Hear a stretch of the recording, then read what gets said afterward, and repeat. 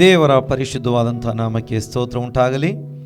ಸೇರಿ ಬಂದಿರುವಂಥ ಎಲ್ಲ ಪ್ರೀತಿಯ ಸಹೋದರ ಸಹೋದರಿಯರಿಗೆ, ವಿಶೇಷವಾಗಿ ಟಿ ವಿ ಮೂಲಕವಾಗಿ, ಆನ್ಲೈನ್ ಮೂಲಕವಾಗಿ ದೇವರನ್ನು ಆರಾಧಿಸುವುದಕ್ಕೆ ಸೇರಿ ಬಂದಿರುವಂಥ ಪ್ರತಿಯೊಬ್ಬ ಸಹೋದರ ಸಹೋದರಿಯರಿಗೆ ಯೇಸು ಕ್ರಿಸ್ತನ ನಾಮದಲ್ಲಿ ಈ ಆರಾಧನಾ ಕೂಟದಲ್ಲಿ ಸ್ವಾಗತಗಳನ್ನು ತಿಳಿಸ್ತಾ ಇದ್ದೇನೆ. ಮತ್ತು ಎಲ್ಲರಿಗೆ ಯೇಸು ಕ್ರಿಸ್ತನ ನಾಮದಲ್ಲಿ ಪ್ರೀತಿಯ ವಂದನೆಗಳು. ನಾವು ಪ್ರಾರ್ಥನೆಯೊಂದಿಗೆ ಈ ದಿನದ ಆರಾಧನಾ ಕೂಟವನ್ನು ಪ್ರಾರಂಭಿಸೋಣ. ದೇವರು ಈ ದಿನದಲ್ಲಿ ನಮ್ಮನ್ನು ಆಶೀರ್ವಾದ ಮಾಡುವುದಕ್ಕಾಗಿ, ದೇವರನ್ನ ಮಹಿಮೆ ಪಡಿಸುವುದಕ್ಕಾಗಿ ಮಾತ್ರವಲ್ಲ, ಅನೇಕರು ಈ ದಿನದಲ್ಲಿ ಬಿಡುಗಡೆ, ಸ್ವಸ್ಥತೆ, ಸಂತೋಷ, ಸಮಾಧಾನ ಹೊಂದಿಕೊಳ್ಳುವುದಕ್ಕಾಗಿ ನಾವು ಕರ್ತನ ಸನ್ನಿಧಿಯಲ್ಲಿ ಪ್ರಾರ್ಥನೆಯೊಂದಿಗೆ ಈ ಆರಾಧನಾ ಕೂಟವನ್ನು ಪ್ರಾರಂಭಿಸೋಣ. ಮಹಾಪರಿಶುದ್ಧನಾಗಿರುವಂಥ ನಮ್ಮ ಪರಲೋಕದ ತಂದೆಯಾಗಿರುವ ದೇವರೇ, ಈ ಒಂದು ವಾರದ ಪ್ರಥಮ ದಿನಕ್ಕಾಗಿ ನಾವು ನಿನಗೆ ಸ್ತೋತ್ರ ಸಲ್ಲಿಸೋರಾಗಿದ್ದೇವೆ. ಮತ್ತೊಮ್ಮೆ ನಿನ್ನ ಪಾದಗಳ ಬಳಿಗೆ ನಾವು ನಿನ್ನನ್ನು ಆರಾಧನೆ ಮಾಡುವುದಕ್ಕಾಗಿ, ನಿನ್ನನ್ನು ಕೊಂಡಾಡುವುದಕ್ಕಾಗಿ ಸೇರಿ ಬರುವಂತೆ ಸಹಾಯ ಮಾಡಿದ್ದಿ. ಅನೇಕರು ಸ್ವಾಮಿ ಕರ್ತನೆ, ಹೌದು, ಮೊಬೈಲ್ ಮೂಲಕ, ವಿಶೇಷವಾಗಿ ಸೋಷಿಯಲ್ ಮೀಡಿಯಾಗಳ ಮೂಲಕವಾಗಿ, ಹಾಗೆ ಟಿ ವಿ ಮೂಲಕವಾಗಿಯೂ ಕೂಡ ಆರಾಧನೆಯಲ್ಲಿ ಜಾಯ್ನ್ ಆಗಿದ್ದಾರೆ. ನೀನು ಅವ್ರನ್ನ ಆಶೀರ್ವಾದ ಮಾಡು. ನಿನ್ನ ಪ್ರಸನ್ನತೆ ಪ್ರತಿಯೊಬ್ಬರಿಗೆ ದಯಪಾಲಿಸು. ಇರುವಂಥ ಸ್ಥಳದಲ್ಲಿ ಅವರ ಶರೀರಾತ್ಮ ಪ್ರಾಣಗಳನ್ನು ನೀನು ಮುಟ್ಟಿ ಬಲಪಡಿಸು. ಸಂತೋಷ, ಸಮಾಧಾನ, ನೆಮ್ಮದಿ ಕೊಟ್ಟು, ಬಿಡುಗಡೆ ಕೊಟ್ಟು, ಸೌಖ್ಯ ಕೊಟ್ಟು ಆಶೀರ್ವದಿಸಿ ನಡೆಸು. ಹಾಗೆ ಸ್ವಾಮಿ, ಹಾಡುವುದಕ್ಕೂ, ಸ್ತುತಿಸುವುದಕ್ಕೂ, ಪ್ರಾರ್ಥಿಸುವುದಕ್ಕೂ, ನಿನ್ನ ವಾಕ್ಯಗಳ ಮೂಲಕ ಬಲ ಹೊಂದಿಕೊಳ್ಳುವುದಕ್ಕೂ ಸಹಾಯ ಮಾಡು. ಲೋಕದ ಎಲ್ಲ ಭಾಗಗಳಲ್ಲಿ ನಡೆಯುತ್ತಿರುವಂಥ ಆರಾಧನಾ ಕೂಟಗಳನ್ನು ನೀನು ಆಶೀರ್ವಾದ ಮಾಡು. ನಿನಗೋಸ್ಕರ ಕಷ್ಟ, ಹಿಂಸೆ, ಉಪದ್ರವ ಅನುಭವಿಸ್ತಿರುವಂಥವರಿಗೆ ಕೂಡ ನೀನು ಸಹಾಯ ಮಾಡು. ನಿನ್ನ ಕರಗಳಲ್ಲಿ ಒಪ್ಪಿಸಿದ್ದೇವೆ. ಮುಂದಿನ ಭಾಗದಲ್ಲಿ ನಿನ್ನ ಪ್ರಸನ್ನತೆಗಾಗಿ ಬೇಡಿಕೊಳ್ಳುತ್ತೇವೆ. ನಮ್ಮ ಪ್ರಾರ್ಥನೆ ಕೇಳಿದ್ದಿ, ಸ್ತೋತ್ರ. ಯೇಸು ಕ್ರಿಸ್ತನ ಪರಿಶುದ್ಧ ನಾಮದಲ್ಲಿ ತಂದೆಯಾಗಿರುವ ದೇವರೇ, ಆಮೇನ್, ಆಮೇನ್. ನಾವು ನಮ್ಮ ಕರ್ತನನ್ನು ಹಾಡುತ್ತಾ ಆರಾಧಿಸುವಂಥವರಾಗಿರೋಣ. ಹೌದು, ಹಾಡುಗಾರ ಈ ಪ್ರಕಾರ ಹಾಡುತ್ತಾ ಇದ್ದಾನೆ: ನಿನ್ನ ನಂಬಿ ಬಂದವರ ಕೈ ಬಿಡಲೇ ಇಲ್ಲ. ಈ ಗೀತೆಯನ್ನು ನಾವೆಲ್ಲರೂ ಒಟ್ಟಿಗೆ ಹಾಡುತ್ತಾ ನಮ್ಮ ಕರ್ತನನ್ನು ಕೊಂಡಾಡುವಂಥವರಾಗಿರೋಣ.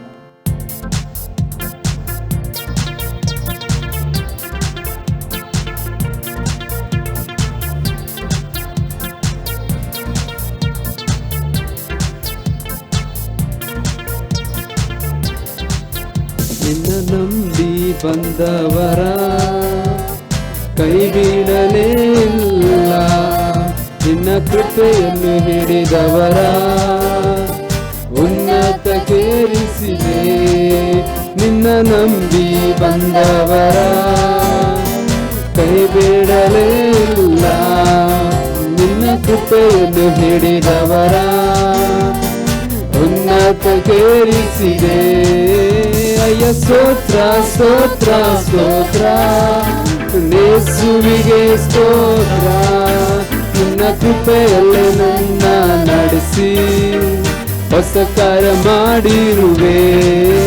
ಅಯ್ಯ ಸ್ತೋತ್ರ, ಸ್ತೋತ್ರ, ಸ್ತೋತ್ರ, ಯೇಸುವಿಗೆ ಸ್ತೋತ್ರ. ನಿನ್ನ ಕೃಪೆಯಲ್ಲೇ ನನ್ನ ನಡೆಸಿ ಹೊಸ ಕಾರ್ಯ ಮಾಡಿರುವೆ. ದುಃಖದಲ್ಲಿದ್ದ ನನ್ನ ಆನಂದ ತೈಲ ಹಚ್ಚಿ ತುಂಬಿದ ಈ ಮನಸ್ಸಿಗೆ ಉತ್ಸಾಹ ಸ್ತೋತ್ರ ತಂದೆ. ದುಃಖದಲ್ಲಿದ್ದ ನನ್ನ ಆನಂದ ತೈಲ ಹಚ್ಚಿ ತುಂಬಿದ ಈ ಮನಸ್ಸಿಗೆ ಉತ್ಸಾಹ ಸ್ತೋತ್ರ ತಂದೆ. ಕ್ರಿಸ್ತ ನಿನ್ನ ಮಹಿಮೆಯನ್ನು ವಸ್ತ್ರವಾಗಿ ತೊಡಿಸಿದೆ. ಕ್ರಿಸ್ತ ನಿನ್ನ ಮಹಿಮೆಯನ್ನು ವಸ್ತ್ರವಾಗಿ ತೊಡಿಸಿದೆ. ಅಯ್ಯ ಸ್ತೋತ್ರ, ಸ್ತೋತ್ರ, ಸ್ತೋತ್ರ, ಯೇಸುವಿಗೆ ಸ್ತೋತ್ರ. ನಿನ್ನ ಕೃಪೆಯಲ್ಲೇ ನನ್ನ ನಡೆಸಿ ಹೊಸ ಕಾರ್ಯ ಮಾಡಿರುವೆ. ಅಯ್ಯ ಸ್ತೋತ್ರ, ಸ್ತೋತ್ರ, ಸ್ತೋತ್ರ, ಯೇಸುವಿಗೆ ಸ್ತೋತ್ರ. ನಿನ್ನ ಕೃಪೆಯಲ್ಲಿ ನನ್ನ ನಡೆಸಿ ಹೊಸ ಕಾರ್ಯ ಮಾಡಿರುವೆ. ಅಪರಾಧಿಯಾದ ನನ್ನ ಮರಣದಿಂದ ತಪ್ಪಿಸಿ ಕಲ್ವಾರಿ ಶಿಲುಬೆ ಮೇಲೆ ಎಲ್ಲವ ತೀರಿಸಿದೆ. ಅಪರಾಧಿಯಾದ ನನ್ನ ಮರಣದಿಂದ ತಪ್ಪಿಸಿ ಕಲ್ವಾರಿ ಶಿಲುಬೆ ಮೇಲೆ ಎಲ್ಲವ ತೀರಿಸಿದೆ. ಕ್ರಿಸ್ತನ ರಕ್ತದಿಂದ ಮಗನಾಗಿ ಆರಿಸಿದೆ. ಕ್ರಿಸ್ತನ ರಕ್ತದಿಂದ ನನ್ನ ಮಗನಾಗಿ ಆರಿಸಿದೆ. ಅಯ್ಯ ಸ್ತೋತ್ರ ಸ್ತೋತ್ರ ಸ್ತೋತ್ರ, ಯೇಸುವಿಗೆ ಸ್ತೋತ್ರ. ನಿನ್ನ ಕೃಪೆಯಲ್ಲೇ ನನ್ನ ನಡೆಸಿ ಹೊಸ ಕಾರ್ಯ ಮಾಡಿರುವೆ. ಅಯ್ಯ ಸ್ತೋತ್ರ ಸ್ತೋತ್ರ ಸ್ತೋತ್ರ, ಯೇಸುವಿಗೆ ಸ್ತೋತ್ರ. ನಿನ್ನ ಕೃಪೆಯಲ್ಲೇ ನನ್ನ ನಡೆಸಿ ಹೊಸ ಕಾರ್ಯ ಮಾಡಿರುವೆ. ಅವಮಾನ ಪಟ್ಟ ನನ್ನ ಸನ್ಮಾನ ಮಾಡಿರುವೆ.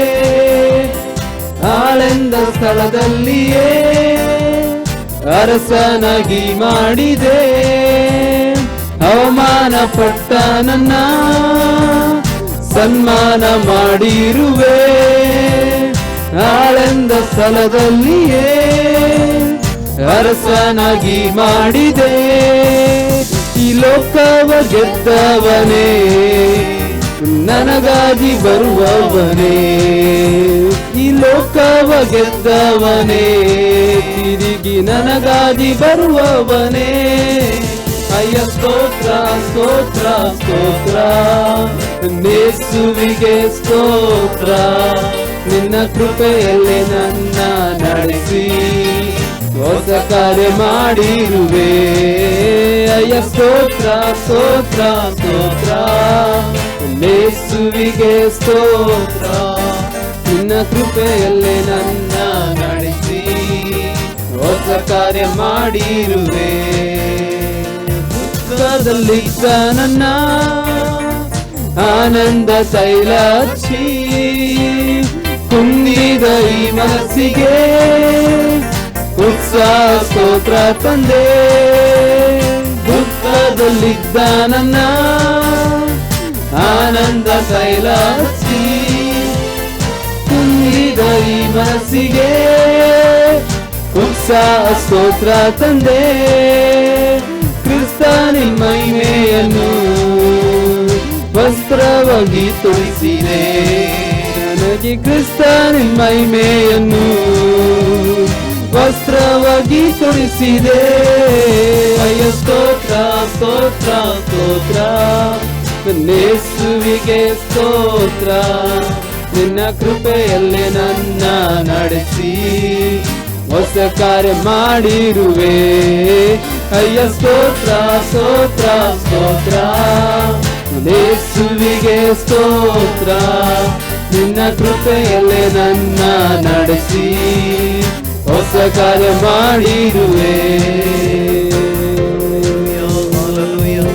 Hallelujah hallelujah. ನಮ್ಮ ಕರ್ತನು ನಮ್ಮನ್ನು ಆಮೇನ್ ಕೃಪೆಯಿಂದ ನಡೆಸುವಂತ ಕರ್ತನು ದುಃಖದಲ್ಲಿದ್ದ ನಮಗೆ ಹೌದು ಆನಂದ ತೈಲವನ್ನು ಹಚ್ಚಿ ನಮ್ಮನ್ನು ಆಶೀರ್ವಾದ ಮಾಡುವಂತ ದೇವರು. ಹೌದು ನಮ್ಮ ಕರ್ತನು ಕುಂದಿದ ಮನಸ್ಸಿಗೆ ಹೌದು ಉತ್ಸಾಹವನ್ನು ತರುವಂತ ದೇವರು. ಆಗಿದ್ದಂತ ನಮ್ಮನ್ನ ಮರಣದಿಂದ ತಪ್ಪಿಸಿದ್ದಾನೆ. ಅವಮಾನ ಪಟ್ಟಂತ ನಮ್ಮನ್ನ ಸನ್ಮಾನ ಮಾಡಿದ್ದಾನೆ. ಹಾಗಾಗಿ ನಮ್ಮ ಕರ್ತನನ್ನು ಕೊಂಡಾಡೋಣ. ಹೌದು ಕ್ರಿಸ್ತನಲ್ಲಿ ಇರುವಂತ ನಮಗೆ ಯಾವಾಗಲೂ ಜಯ ಉಂಟು ಪ್ರಿಯರೇ. ಹೌದು ಕ್ರಿಸ್ತನಲ್ಲಿ ನಮಗೆ ಯಾವಾಗಲೂ ಜಯ ಉಂಟು. ನಮ್ಮನ್ನ ಆತ ಜಯೋತ್ಸವದೊಡನೆ ನಡೆಸುವಂತ ದೇವರಾಗಿದ್ದಾನೆ. ಹಾಗಾಗಿ ನಾವು ತಿರುಗಿ ನಮ್ಮ ಕರ್ತನನ್ನು ಹಾಡುತ್ತಾ ಆರಾಧಿಸುವಂತವರಾಗಿರೋಣ.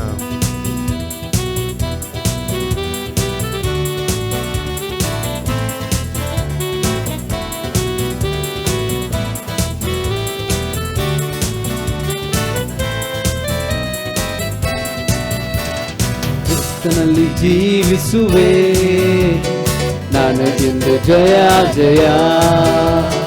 ಕ್ರಿಸ್ತನಲ್ಲಿ ಜೀವಿಸುವೆ, ನನಗೆಂದು ಜಯ ಜಯ. ಜಯ ಉಂಟು ಜಯ ಉಂಟು ಜಯ ಉಂಟು, ನನಗೆ ಜಯ ಉಂಟು ಜಯ ಉಂಟು ಜಯ ಉಂಟು. ಜಯ ಉಂಟು ಜಯ ಉಂಟು ಜಯ ಉಂಟು, ನನಗೆ ಜಯ ಉಂಟು ಜಯ ಉಂಟು ಜಯ ಉಂಟು. ಕ್ರಿಸ್ತನಲ್ಲಿ ಜೀವಿಸುವೆ, ನನಗೆಂದು ಜಯ ಜಯ.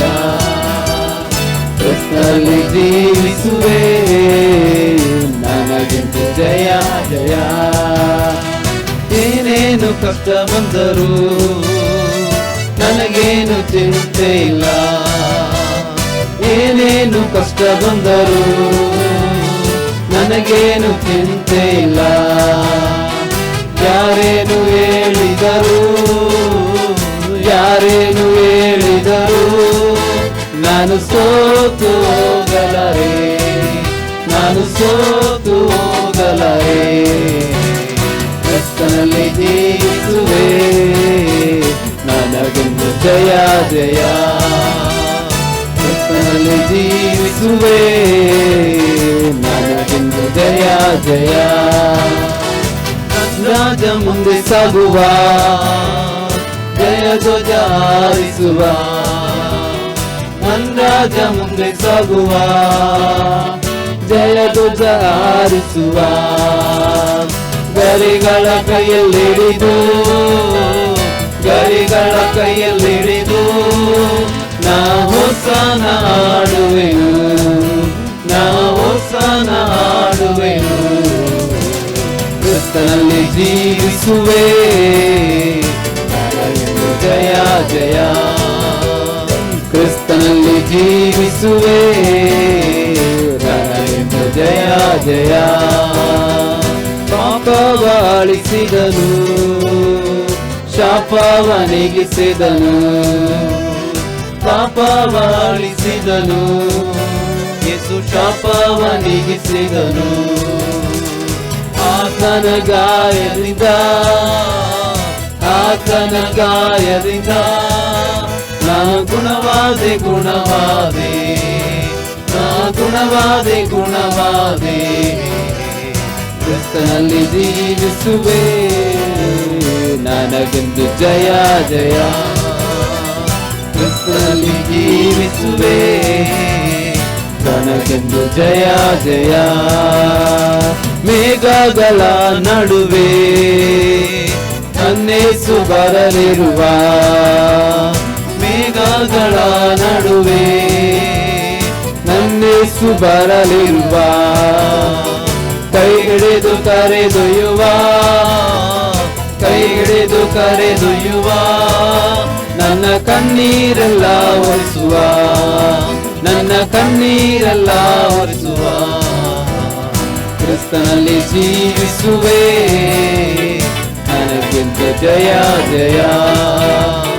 ಕ್ರಿಸ್ತನಲ್ಲಿ ಜೀವಿಸುವೆ ನನಗೆಂದು ಜಯ ಜಯ.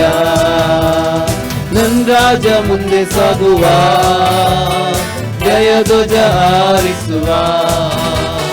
ನನ್ನ ರಾಜ ಮುಂದೆ ಸಾಗುವ ಜಯ ಧ್ವಜ ಹಾರಿಸುವ. ಗರಿಗಳ ಕೈಯಲ್ಲಿಡಿದು ಗರಿಗಳ ಕೈಯಲ್ಲಿಡಿದು ನಾ ಹೊಸನ ಹಾಡುವೆನು, ನಾ ಹೊಸನ ಹಾಡುವೆನು. ಕ್ರಿಸ್ತನಲ್ಲಿ ಜೀವಿಸುವೆ ನನಗೆಂದು ಜಯ ಜಯ. ಕ್ರಿಸ್ತನಲ್ಲಿ ಜೀವಿಸುವೆ ನನಗೆಂದು ಜಯ ಜಯ. ಜಯ ಉಂಟು ಜಯ ಉಂಟು ಜಯ ಉಂಟು ನನಗೆ ಜಯ ಉಂಟು ಜಯ ಉಂಟು ಜಯ ಉಂಟು. ಜಯ ಉಂಟು ಜಯ ಉಂಟು ಜಯ ಉಂಟು ನನಗೆ ಜಯ ಉಂಟು ಜಯ ಉಂಟು ಜಯ ಉಂಟು.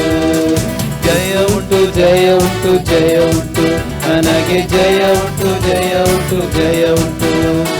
ಜಯ ಉಂಟು ಜಯ ಉಂಟು ಜಯ ಉಂಟು ನನಗೆ ಜಯ ಉಂಟು ಜಯ ಉಂಟು ಜಯ ಉಂಟು. Hallelujah, hallelujah. ಆಮೇಲೆ ನಮ್ಮ ಕರ್ತನಲ್ಲಿ ಜೀವಿಸುವಾಗ ನಮಗೆ ಜಯ ಉಂಟು. ಆಮೇಲೆ ನಮ್ಮ ಮುಂದೆ ನಮ್ಮ ಕರ್ತನು ಹೋಗುವಾತನಾಗಿದ್ದಾನೆ, ಪಾಪಗಳಿಂದ ಬಿಡಿಸುವಾತನಾಗಿದ್ದಾನೆ, ಶಾಪಗಳಿಂದ ಬಿಡಿಸುವಾತನಾಗಿದ್ದಾನೆ. ಮಾತ್ರವಲ್ಲ, ನಮಗೆ ಸೌಖ್ಯ ಕೊಡುವಂಥ ಸೌಖ್ಯದಾಯಕನು ಆತನಾಗಿದ್ದಾನೆ. ಹಾಗಾಗಿ ನಮ್ಮನ್ನು ನಡೆಸುವಂಥ ಕರ್ತನು, ನಮ್ಮ ತಲೆ ಎತ್ತುವಂತೆ ಮಾಡುವ ಕರ್ತನು, ತಕ್ಕ ಸಮಯದಲ್ಲಿ ನಮಗೆ ಮಾರ್ಗವನ್ನು ತೆರೆಯುವಂಥ ಕರ್ತನು. ಆತನ ಕರಗಳಲ್ಲಿ ನಮ್ಮನ್ನು ಒಪ್ಪಿಸಿಕೊಡೋಣ.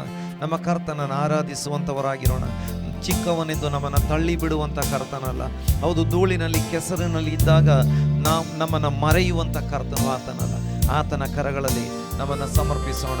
ನಾವು ಹಾಡುತ್ತಾ ನಮ್ಮ ಕರ್ತನನ್ನು ತಿರುಗಿ ಕೊಂಡಾಡುವಂಥವರಾಗಿರೋಣ.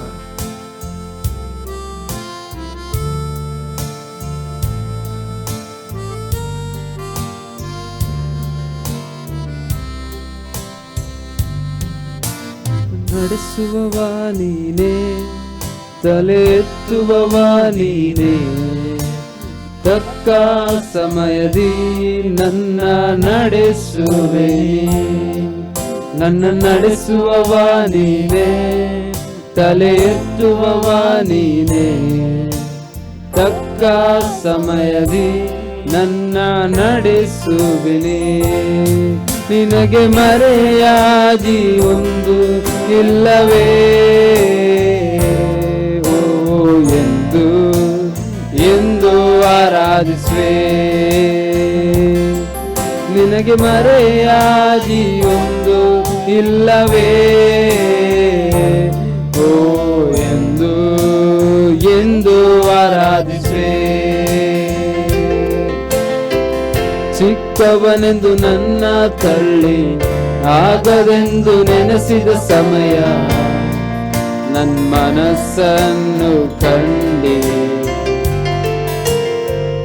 ಯಾರು ಇಲ್ಲದಂತ ಸಮಯ ತಾಯಿಯಂತೆ ನನ್ನ ಸಂತೈಸಿ, ಕಣ್ಣೀರಾನಿ ಒರೆಸಿದಿ.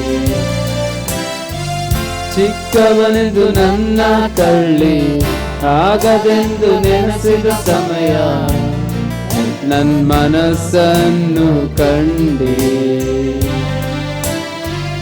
ಯಾರು ಇಲ್ಲದಂತ ಸಮಯ ತಾಯಿಯಂತೆ ನನ್ನ ಸಂತೈಸಿ, ಕಣ್ಣೀರಾನಿ ಒರೆಸಿದೆ.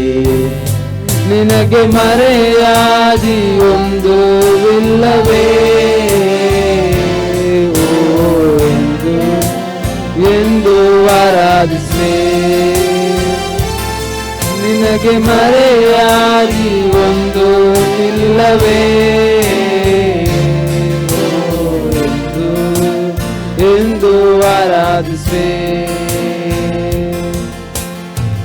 ಧೂಳಿನಲ್ಲಿ ಕೆಸರಿನಲ್ಲಿದ್ದೆ, ಲೋಕದಿಂದ ಮರೆಯಲ್ಪಟ್ಟೆ.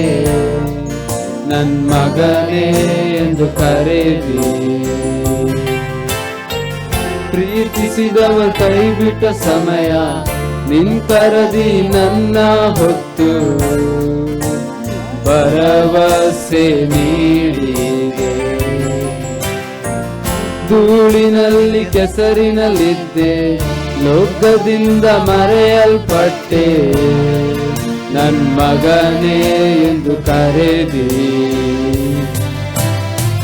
ಪ್ರೀತಿಸಿದವರ ಕೈ ಬಿಟ್ಟ ಸಮಯ, ನಿನ್ ಕರದಿ ನನ್ನ ಹೊತ್ತು ಭರವಸೆ ನೀಡಿದೆ. ನಿನಗೆ ಮರೆಯಾಗಿ ಒಂದು ಇಲ್ಲವೇ, ಓ ಎಂದು ಎಂದು ಆರಾಧಿಸುವೆ.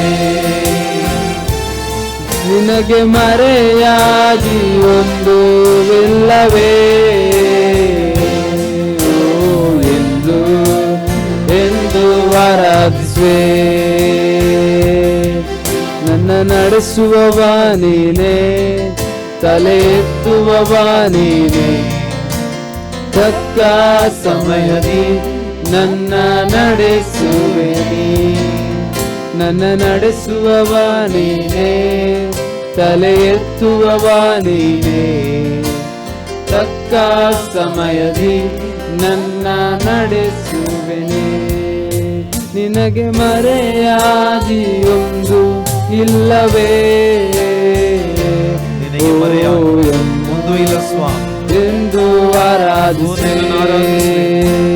ನಿನಗೆ ಮರೆಯಾಗಿ ಒಂದು ಇಲ್ಲವೇ, ಓ ಎಂದು ಎಂದು ಆರಾಧಿಸುವೆ. ನಿನಗೆ ಮರೆಯಾಗಿ ಒಂದು ಇಲ್ಲವೇ, ಓ ಎಂದು ಎಂದು ಆರಾಧಿಸುವೆ.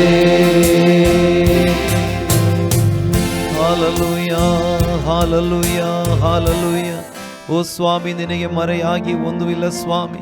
ಆಮೇಲೆ ಚಿಕ್ಕವನೆಂದು ನಮ್ಮನ್ನು ತಳ್ಳಿ ಬಿಡದಂಥ ಕರ್ತನು ಸ್ವಾಮಿ. ಹೌದು ಕರ್ತನೆ, ಎಷ್ಟು ದೊಡ್ಡ ಹೌದು ಕೆಸರಿನಲ್ಲಿ ಇದ್ದಂಥ ಸಮಯದಲ್ಲಿ ಓ ದೇವ ನಮ್ಮನ್ನು ಬಿಡಿಸಿ ರಕ್ಷಿಸಿದಾತನು ನೀನು ಸ್ವಾಮಿ. ಹೌದು, ನೀನೇ ನಮ್ಮ ಆಶ್ರಯವಾಗಿದ್ದಿ, ನೀನೇ ನಮ್ಮ ಕೋಟೆಯಾಗಿದ್ದಿ, ನಮ್ಮ ಪ್ರಾಣಕ್ಕೆ ಆಧಾರನು ನೀನು ಸ್ವಾಮಿ. ಹೌದು ಸ್ವಾಮಿ, ನೀನು ನಮ್ಮ ರಕ್ಷಕನು, ನಮ್ಮ ವೈದ್ಯನು. ಹೌದು ಸ್ವಾಮಿ, ನಿನ್ನನ್ನು ಆರಾಧಿಸುವೆವು. ಹಲ್ಲೆಲೂಯಾ.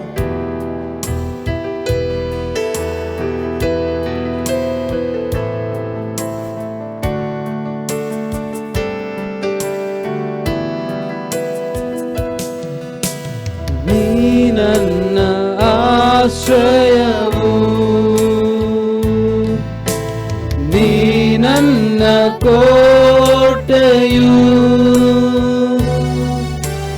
ನೀ ನನ್ನ ಪ್ರಾಣನಾಥ, ನೀ ನನ್ನ ದೇವಾ, ನೀ ನನ್ನ ಆಶ್ರಯವು, ನೀ ನನ್ನ ಕೋಟೆಯು, ನೀ ನನ್ನ ಪ್ರಾಣನಾಥ, ನೀ ನನ್ನ ದೇವಾ. ಆರಾಧಿಸುವೆ ಪೂರ್ಣ ಹೃದಯದಿಂದ, ಅರಸಿ ನಿನ್ಮುಖ ಜೀವಮಾನವೆಲ್ಲ ಸೇವೆ ಮಾಡುವೆ, ನೀನೆ ಸರ್ವವೆಂದು ದಾಸನು ನಾ, ದಾಸನು ನಾ ದೇವಾ, ದಾಸನು ನಾ ದೇವಾ, ದಾಸನು ನಾ ದೇವಾ, ದಾಸನು ನಾ. ನೀ ನನ್ನ ರಕ್ಷಕನು, ನೀ ನನ್ನ ವೈದ್ಯನು, ನೀ ನನ್ನ ಸಂತೃಪ್ತಿಯು, ನೀ ನನ್ನ ದೇವಾ, ನೀ ನನ್ನ ರಕ್ಷಕನು, ನೀ ನನ್ನ ವೈದ್ಯನು, ನೀ ನನ್ನ ಸಂತೃಪ್ತಿಯು, ನೀ ನನ್ನ ದೇವಾ. ಆರಾಧಿಸುವೆ ಪೂರ್ಣ ಹೃದಯದಿಂದ, ಅರಸಿ ನಿನ್ಮುಖ ಜೀವಮಾನವೆಲ್ಲ ಸೇವೆ ಮಾಡುವೆ, ನೀನು ಸರ್ವವೆಂದು ದಾಸನು ನಾ, ದಾಸನು ನಾ ದೇವಾ, ದಾಸನು ನಾ ದೇವಾ, ದಾಸನು ನಾ ದೇವಾ, ದಾಸನು ನಾ. ನೀ ನನ್ನ ಪಾಲಕನು, ನೀ ನನ್ನ ಆಶ್ವಾಸನೆ, ನೀ ನನ್ನ ಮುಂಬಲವು, ನೀ ನನ್ನ ದೇವಾ, ನೀ ನನ್ನ ಪಾಲಕನು, ನೀ ನನ್ನ ಆಶ್ವಾಸನೆ, ನೀ ನನ್ನ ಮುಂಬಲವು, ನೀ ನನ್ನ ದೇವಾ. ಆರಾಧಿಸುವೆ ಪೂರ್ಣ ಹೃದಯದಿಂದ, ಹರಿಸಿ ನಿನ್ಮುಖ ಮಾನವಿಲ್ಲ. ಸೇವೆ ಮಾಡುವೆ ನೀನೆ ಸರ್ವವೆಂದು, ದಾಸನು ನಾ, ದಾಸನು ನಾ ದೇವಾ, ದಾಸನು ನಾ ದೇವಾ, ದಾಸನು ನಾ ದೇವಾ, ದಾಸನು ನಾ. ನೀ ನನ್ನ ರಕ್ಷಕನು, ನೀ ನನ್ನ ವೈದ್ಯನು, ನೀ ನನ್ನ ಸಂತೃಪ್ತಿಯು, ನೀ ನನ್ನ ದೇವಾ, ನೀ ನನ್ನ ರಕ್ಷಕನು, ನೀ ನನ್ನ ವೈದ್ಯನು, ನೀ ನನ್ನ ಸಂತೃಪ್ತಿಯು, ನೀ ನನ್ನ ದೇವಾ. ಆರಾಧಿಸುವೆ ಪೂರ್ಣ ಹೃದಯದಿಂದ, ಹರಸಿ ನಿನ್ಮುಖ ಜೀವಮಾನವೆಲ್ಲ. ಸೇವೆ ಮಾಡುವೆ ನೀನೆ ಸರ್ವವೆಂದು, ದಾಸನು ನಾ, ದಾಸನು ನಾ ದೇವಾ, ದಾಸನು ನಾ ದೇವಾ, ದಾಸನು ನಾ ದೇವಾ, ದಾಸನು ನಾ, ದಾಸನು ನಾ ದೇವಾ, ದಾಸನು ನಾ ದೇವಾ, ದಾಸನು ನಾ ದೇವಾ, ದಾಸನು ನಾ. ಹೌದು, ನಮ್ಮ ಕರ್ತನು ನಮ್ಮ ಆಶ್ರಯವಾಗಿದ್ದಾನೆ. ನಮ್ಮ ಕರ್ತನು ನಮ್ಮ ಸುತ್ತಲೂ ನಮ್ಮನ್ನು ಕಾಪಾಡುವ ಕೋಟೆಯಾಗಿದ್ದಾನೆ. ನಮ್ಮ ಕರ್ತನು ನಮ್ಮ ಪ್ರಾಣಕ್ಕೆ ಒಡೆಯನಾಗಿದ್ದಾನೆ, ಪ್ರಾಣನಾಥನಾಗಿದ್ದಾನೆ. ಆಮೇಲೆ ನಮ್ಮ ಕರ್ತನು ನಮಗೆ ಸೌಖ್ಯ ಕೊಡುವಂಥ ವೈದ್ಯನಾಗಿದ್ದಾನೆ. ನಮ್ಮ ಕರ್ತನು ನಮ್ಮ ಜೀವಿತದಲ್ಲಿ ನಮಗೆ ಸಂತೃಪ್ತಿಯನ್ನು ಉಂಟು ಮಾಡುವ ಆತನಾಗಿದ್ದಾನೆ. ನಮ್ಮ ಕರ್ತನೇ ನಮ್ಮ ಆಶ್ವಾಸನೆಯಾಗಿದ್ದಾನೆ, ನಮ್ಮ ಪಾಲಕನಾಗಿದ್ದಾನೆ, ನಮ್ಮ ಮುಂಬಲ ಹಿಂಬಲವಾಗಿದ್ದಾನೆ. ಆತನ ಕರಗಳಲ್ಲಿ ಒಪ್ಪಿಸಿಕೊಡೋಣ. ಯಾರಾಧನ ಕೂಟಕ್ಕಾಗಿ ನಾವು ಪುನಃ ಪ್ರಾರ್ಥನೆ ಮಾಡೋಣ. ಬಂದಿರುವಂಥವರಿಗಾಗಿ, ಹೌದು, ಆನ್ಲೈನ್ ಮೂಲಕ ಜಾಯ್ನ್ ಆಗಿರುವಂಥವರಿಗಾಗಿ, ಟಿ ವಿ ಮೂಲಕ ಆರಾಧನಾ ಕೂಟದಲ್ಲಿ ಜಾಯ್ನ್ ಆಗುತ್ತಿರುವಂಥವರಿಗಾಗಿ ನಾವು ಪ್ರಾರ್ಥನೆ ಮಾಡೋಣ. ವಾಕ್ಯಕ್ಕಾಗಿ ನಾವು ಪ್ರಾರ್ಥನೆ ಮಾಡೋಣ. ಆಮೇಲೆ ಪ್ರಾರ್ಥನೆ ಮಾಡುವಾಗ ಈ ಹೊತ್ತು ಬೀನ ಸಿಸ್ಟರ್ ಪ್ರಾರ್ಥನೆ ಮಾಡುವವರಾಗಿದ್ದಾರೆ. ಹಲ್ಲೆಲೂಯಾ. ಸ್ತೋತ್ರ ಸ್ತೋತ್ರ ಸ್ತೋತ್ರ. ಕರ್ತನೆ, ನಮ್ಮನ್ನು ಅತ್ಯಧಿಕವಾಗಿ ಪ್ರೀತಿಸುವ ನಮ್ಮ ಪರಲೋಕದ ತಂದೆಯಾದ ದೇವರೇ, ಈ ಸುಂದರವಾದ ಸಮಯಕ್ಕಾಗಿ ನಾವು ನಿನಗೆ ಸ್ತೋತ್ರ ಸಲ್ಲಿಸ್ತಾ ಇದ್ದೇವೆ.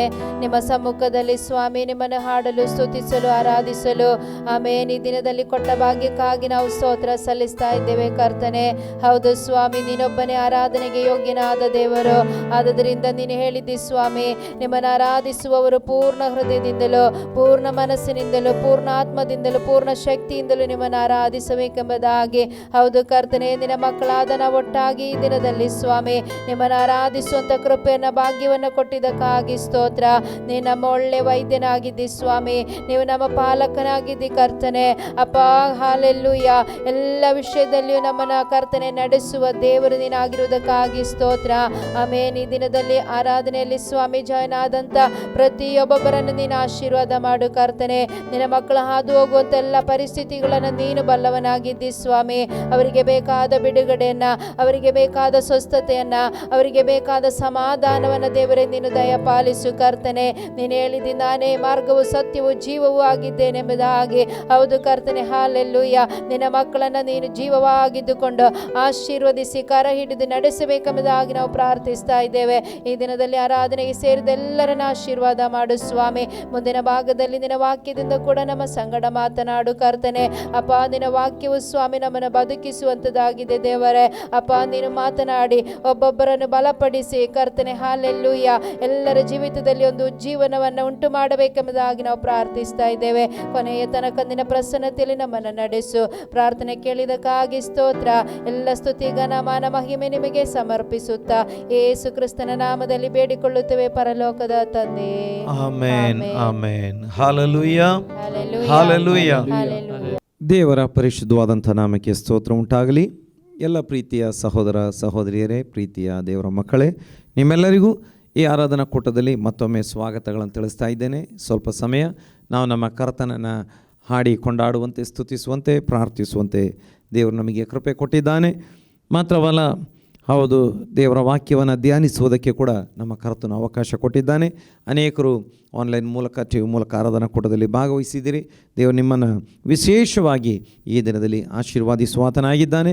ದೇವರ ಪರಿಶುದ್ಧವಾದ ಕರಗಳಲ್ಲಿ ನಮ್ಮನ್ನು ಸಮರ್ಪಿಸಿ ಕೊಟ್ಕೊಂಡು ಈ ದಿನದ ಧ್ಯಾನಕ್ಕಾಗಿ ಇರುವಂಥ ವಾಕ್ಯಗಳನ್ನು ನಾವು ತೆಗೆದುಕೊಳ್ಳುವಂಥವರಾಗಿರೋಣ. ಮತ್ತಾಯನ ಸುವಾರ್ತೆ 4ನೇ ಅಧ್ಯಾಯ ಅದರ 1-2 ವಾಕ್ಯಗಳನ್ನು ಪ್ರಾರಂಭದಲ್ಲಿ ನಾವು ತೆಗೆದುಕೊಳ್ಳುವಂಥವರಾಗಿರೋಣ. ಆಗ ಯೇಸು ಸೈತಾನನಿಂದ ಶೋಧಿಸಲ್ಪಡುವುದಕ್ಕಾಗಿ ಆತ್ಮನು ಆತನನ್ನು ಅಡವಿಗೆ ಒಯ್ದನು.